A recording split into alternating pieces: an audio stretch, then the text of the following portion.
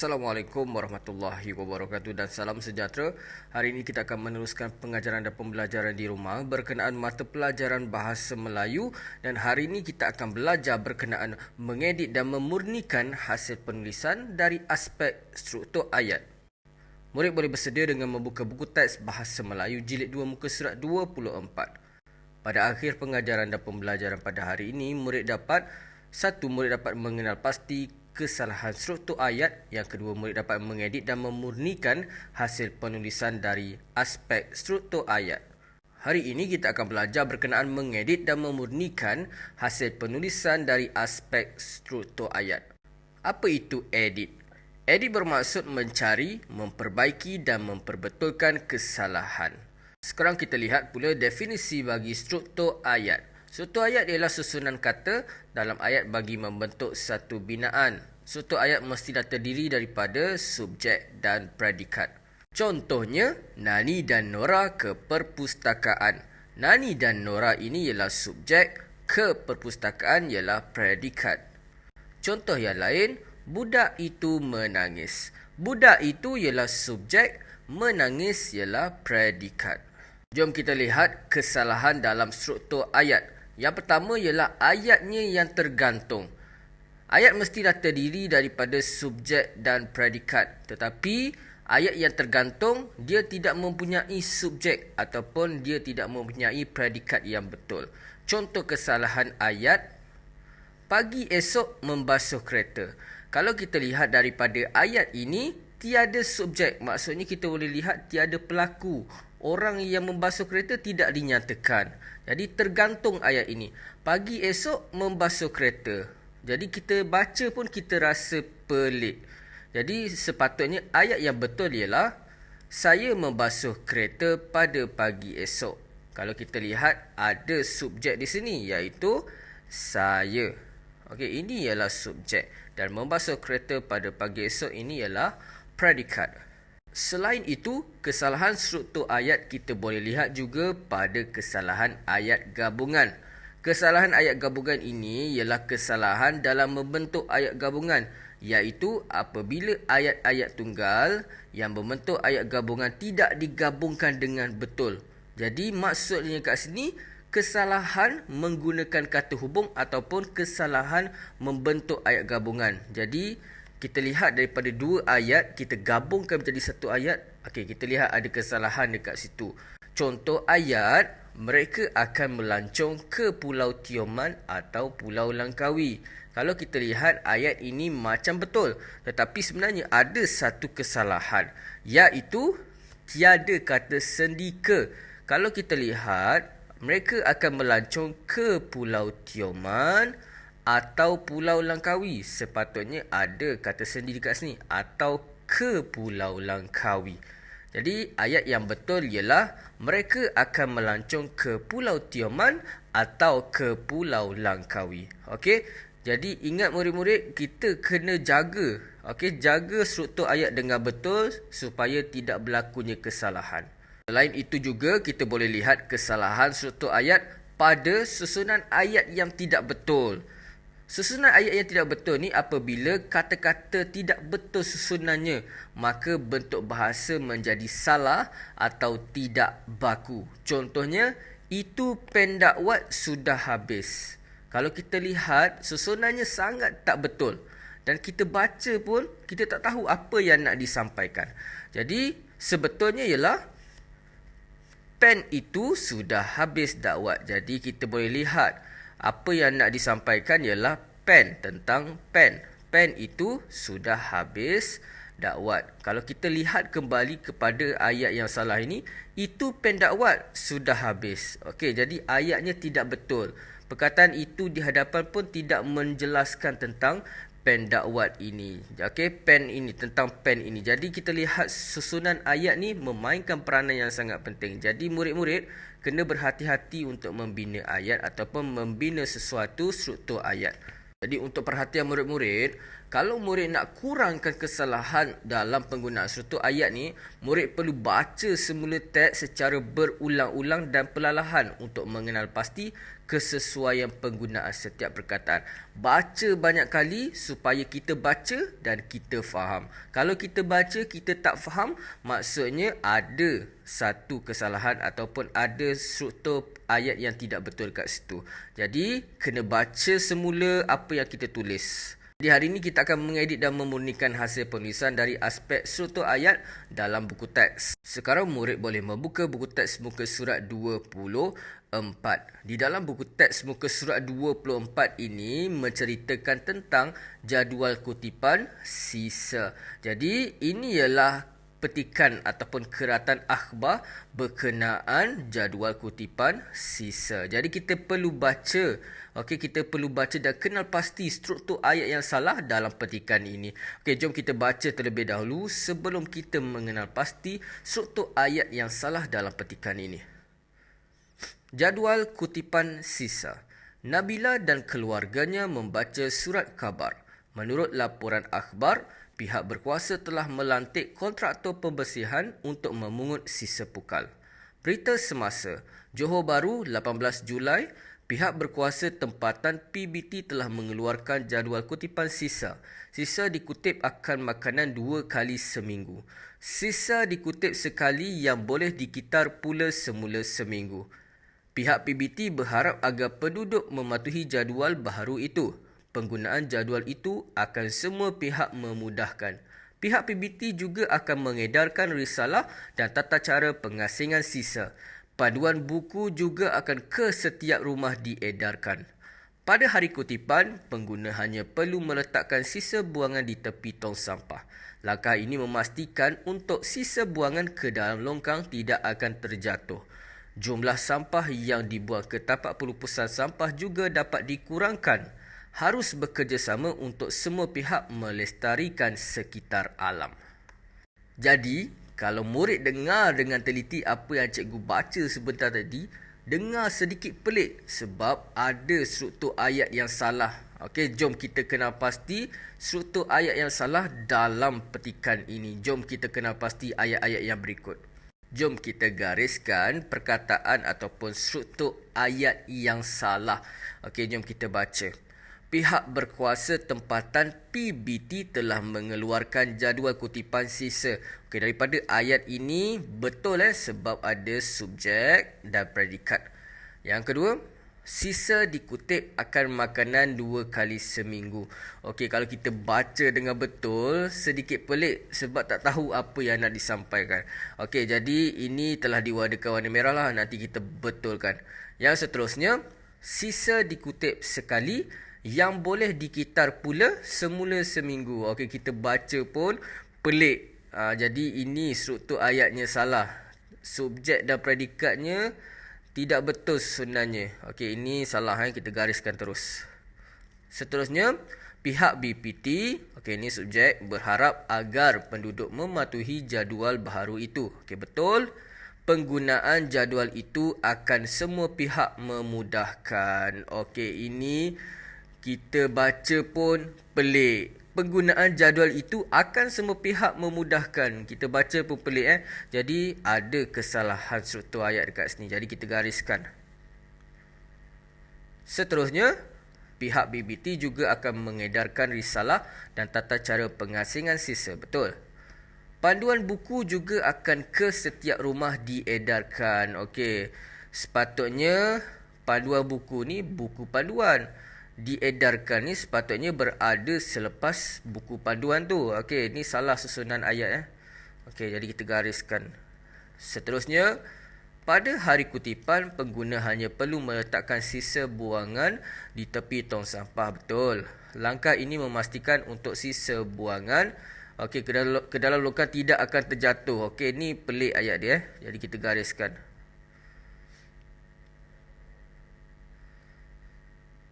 Seterusnya. Jumlah sampah yang dibuang ke tapak pelupusan sampah juga dapat dikurangkan. Betul. Kita sambung. Harus bekerjasama untuk semua pihak melestarikan sekitar alam.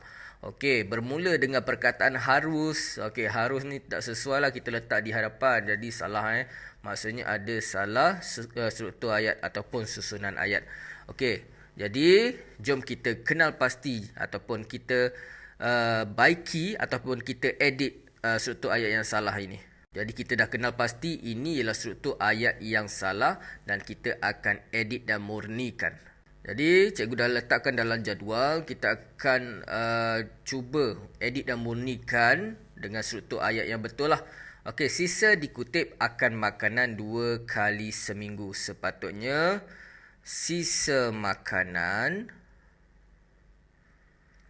akan dikutip 2 kali seminggu. Okey, dia susunannya tak betul. Sisa ni sepatutnya diikuti dengan makanan. Okey, sisa makanan dikutip 2 kali seminggu. Okey, sisa makanan akan dikutip 2 kali seminggu. Okey, seterusnya sisa dikutip sekali yang boleh dikitar pula semula seminggu. Okey, cikgu baca pun terkeliru sebab ayatnya memang mengelirukan dan tak betul lah. Okey, jadi kita cuba membetulkan ataupun kita edit dan murnikan ayat tersebut. Okey, kita tulis. Okey, sisa dikutip sekali yang boleh dikitar. Okey, sisa yang boleh dikitar semula dikutip sekali seminggu. Okey, jadi cikgu dah tulis sisa yang boleh dikitar semula dikutip sekali seminggu. Seterusnya, penggunaan jadual itu akan semua pihak memudahkan. Okey, ni pelik sebab memudahkan ni sepatutnya berada selepas penggunaan jadual tu. Okey, kita tulis penggunaan jadual itu akan memudahkan semua pihak. Okey, jadi ini cadangannya. Penggunaan jadual itu akan memudahkan semua pihak. Seterusnya, panduan buku juga akan ke setiap rumah diedarkan. Kalau kita baca, panduan buku ni dia berjalan ke setiap rumah. Okey, jadi salah lah. Sepatutnya diedarkan ke setiap rumah. Okey, jadi kita betulkan panduan buku dulu. Buku panduan. Okey, buku panduan juga akan diedarkan ke setiap rumah.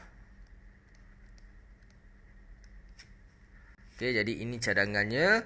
Seterusnya, langkah ini memastikan untuk sisa buangan ke dalam longkang tidak akan terjatuh. Jadi kita baca pun keliru, jom kita betulkan.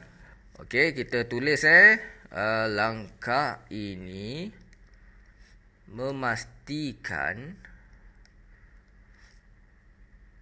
sisa buangan tidak akan terjatuh ke dalam longkang. Okey, jadi ini ayatnya. Okey, langkah ini untuk memastikan sisa buangan tidak akan terjatuh ke dalam longkang. Seterusnya, harus bekerjasama untuk semua pihak melestarikan sekitar alam. Kalau kita lihat harus bekerjasama ni tak boleh duduk depan. Okey, jadi kita ambil subjek iaitu semua pihak. Jadi kita tulis kat depan semua pihak harus bekerjasama untuk melestarikan alam sekitar. Okey, jadi ini cadangan ayatnya. Okey, semua pihak harus bekerjasama untuk melestarikan alam sekitar. Maafkan cikgu. Jadi ini ialah latihan bahasa Melayu pada hari ini. Murid perlu menyiapkan latihan buku aktiviti jilid 2, muka surat 24. Okey, jom kita selesaikan. Okey, untuk latihan buku aktiviti muka surat 24, kita perlu edit dan murnikan. Okey, jom kita baca. Kemudian kita kena pasti kesalahan dalam ayat ini. Okey, jom kita baca. Pelupusan ubat-ubatan. Alia dan ibunya ke hospital. Kesihatan pemeriksaan ibunya menjalani. Sementara menunggu rawatan ibunya, Alia membaca poster yang dipamerkan. Pencemaran sisa ubat-ubatan adalah tersebut tentang poster. Pembuangan sisa ubat ke dalam sinki boleh menyebabkan alam sekitar tercemar. Mengandungi sisa bahan kimia ubat-ubatan. Bahan kimia ini akan mengalir ke dalam sungai. Hidupan terjejas di dalam akan sungai. Pencemaran diatasi ini boleh. Pihak Kementerian Kesihatan Malaysia telah melancarkan program pemulangan ubat. Sisa ubat boleh dipulangkan ke kaunter farmasi di hospital seluruh negara. Jadi kita lihat ada beberapa ayat yang strukturnya salah. Okey, jom kita kenal pasti dan kita gariskan ayat yang mempunyai struktur ayatnya yang salah. Jom kita kenal pasti. Okey, jom kita baca semula dan kita gariskan struktur ayat yang salah. Alia dan ibunya ke hospital, ni betul. Kesihatan pemeriksaan ibunya menjalani. Okey, ini ayat yang tergantung lah. Okey, menjalani apa? Tu dah salah. Kesihatan pemeriksaan ibunya pun kurang tepat susunannya. Jadi kita gariskan. Okey, jom kita teruskan. Sementara menunggu rawatan ibunya, Alia membaca poster yang dipamerkan. Okey, ni kita faham dan betul penggunaannya. Seterusnya, pencemaran sisa ubat-ubatan adalah tersebut tentang poster. Okey, kalau kita baca pun, mula-mula kita baca macam betul. Pencemaran sisa ubat-ubatan. Okey, ni macam betul kan? Adalah tersebut tentang poster. Kita tak tahu apa yang nak disampaikan. Jadi, ini susunan ayatnya sebenarnya salah lah. Dan kita tak faham apa yang nak disampaikan. Okey, seterusnya. Pembuangan sisa ubat ke dalam sinki boleh menyebabkan alam sekitar tercemar. Okey, betul. Mengandungi. Okey, ni pun macam kurang tepat lah sebab dia gunakan mengandungi di hadapan. Okey, inilah kata kerja. Kalau kata kerja ni tak sepatutnya berada di depan lah. Kita cuba elakkan. Mengandungi sisa bahan kimia ubat-ubatan. Okey, ni dah kurang tepat lah. Okey, kita gariskan. Seterusnya, bahan kimia ini akan mengalir ke dalam sungai. Okey, betul. Hidupan terjejas di dalam akan sungai. Okey, ni salah Okey, susunan ayatnya terbalik. Okey, jadi kita gariskan. Nanti kita betulkan. Seterusnya, pencemaran diatasi ini boleh. Okey, ni ayat pun terbalik ataupun susunannya tidak betul. Kita gariskan. Pihak Kementerian Kesihatan Malaysia telah melancarkan program pemulangan ubat. Sisa ubat boleh dipulangkan ke kaunter farmasi di hospital seluruh negara. Okey, ni betul. Dua-dua ayat ini betul. Okey, jom kita kenal pasti terlebih dahulu. Jadi, ini ayat yang telah kita kenal pasti. Ada 1 ayat, 2 ayat, 3 ayat, 4 ayat dan 5 ayat. Ada 5 ayat ataupun 5 struktur ayat yang salah lah. Okey, kita baca semula. Kesihatan pemeriksaan ibunya menjalani. Pencemaran sisa ubat-ubatan adalah tersebut tentang poster. Mengandungi sisa bahan kimia ubat-ubatan. Hidupan terjejas di dalam akan sungai. Pencemaran diatasi ini boleh. Okey, jom kita baiki ataupun kita edit dan murnikan struktur ayat yang salah. Untuk ayat yang pertama, kesihatan pemeriksaan ibunya menjalani. Kalau kita baca semula pun memang tak tahu yang mana subjek, yang mana predikat. Okey, jadi kita tulis kita ambil subjeknya ialah ibunya. Ibunya menjalani pemeriksaan kesihatan. Okey, titik. Okey, jadi ini cadangannya. Ibunya menjalani pemeriksaan kesihatan. Yang kedua, pencemaran sisa ubat-ubatan adalah tersebut tentang poster. Jadi sepatutnya subjeknya ialah tentang poster kan. Poster adalah subjek dia. Sebab apa? Sebab Alia ni sedang membaca poster yang dipamerkan. Jadi poster ni kena jadi subjek lah. Okey, jadi kita tulis poster tersebut adalah tentang pencemaran sisa ubat-ubatan. Jadi ini cadangannya, poster tersebut adalah tentang pencemaran sisa ubat-ubatan. Okey, untuk ayat yang seterusnya, mengandungi sisa bahan kimia ubat-ubatan. Jadi kita kalau nak buat ayat, cuba elakkan menggunakan kata kerja di hadapan. Dan sepatutnya ayat ini menekankan tentang sisa ubat-ubatan, tetapi susunannya salah. Okey, jadi subjeknya ialah sisa ubat-ubatan. Sisa ubat-ubatan mengandungi bahan kimia. Okey, ini ayat yang sebetulnya lah. Sisa ubat-ubatan mengandungi bahan kimia. Okey, jadi cikgu ulang balik. Sisa ubat-ubatan mengandungi bahan kimia. Okey, seterusnya. Hidupan terjejas di dalam akan sungai. Jadi, sebenarnya ialah hidupan di dalam sungai. Okey, hidupan di dalam sungai akan terjejas. Okey, kita tulis. Hidupan di dalam sungai akan terjejas. Jadi ini cadangannya, hidupan di dalam sungai akan terjejas. Okey, dan yang terakhir, pencemaran diatasi ini boleh. Okey, sebenarnya ialah pencemaran ini boleh diatasi. Okey, jadi ini cadangan ayatnya. Okey, ini ialah cadangan jawapan yang lengkap. Jadi ini adalah latihan yang murid perlu siapkan, iaitu murid tulis kembali teks ini ataupun karangan ini menggunakan ayat yang telah diedit dan dimurnikan. Okey, ada 5 struktur ayat yang salah yang kita telah murnikan. Jadi murid perlu salin daripada ayat yang pertama sampailah ayat yang terakhir. Jadi ini cadangannya, murid boleh jadikan rujukan. Sekian sahaja pembelajaran pada hari ini. Terima kasih. Assalamualaikum warahmatullahi wabarakatuh.